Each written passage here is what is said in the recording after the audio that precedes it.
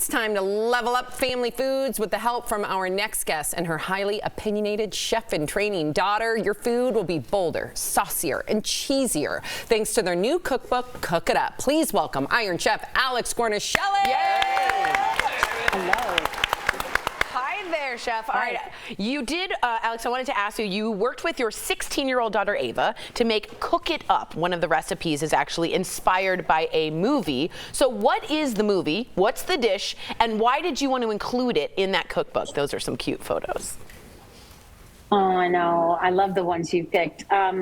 So Ava picked the pasta dish from Chef that Jon Favreau cooks up after hours for one of the servers in the restaurant. Delicious. Yeah, she watches him, you know, it's really when you see how food can be a love language. And my daughter, it just resonated with her. In fact, we watched the movie and she said, that's it, I'm going in the kitchen, and literally said, I'm gonna cook it up. And I kind of looked at her like, you're gonna what?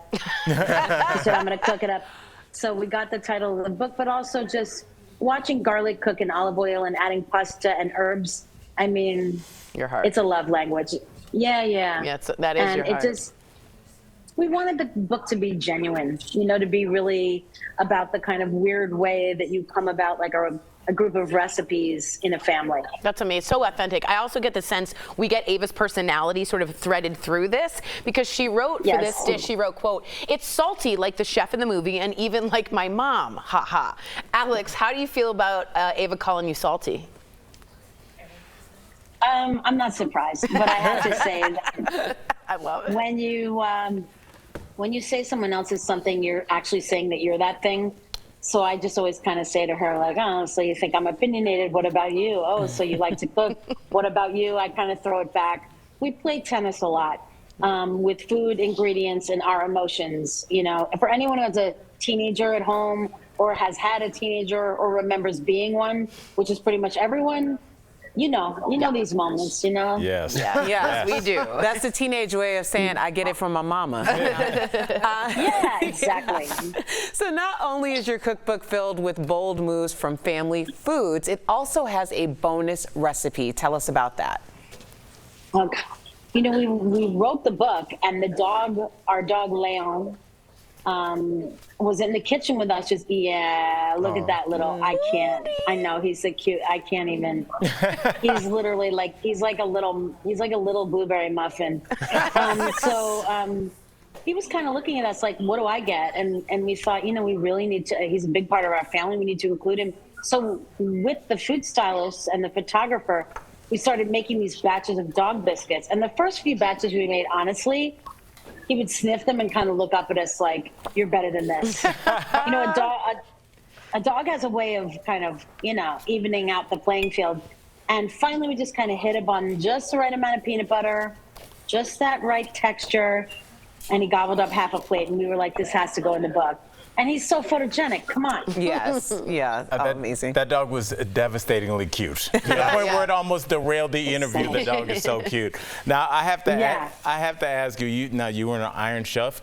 Congrats. And you've judged a lot of food contests. Now, is there an ingredient that makes you cringe, like when you hear the contestant used it? Because for me, it would be beets. I'm sorry to all the beets lovers, but it looks like blood. I don't like the taste. Beat it. I don't like beets. Beat it. Is there any food like that for you?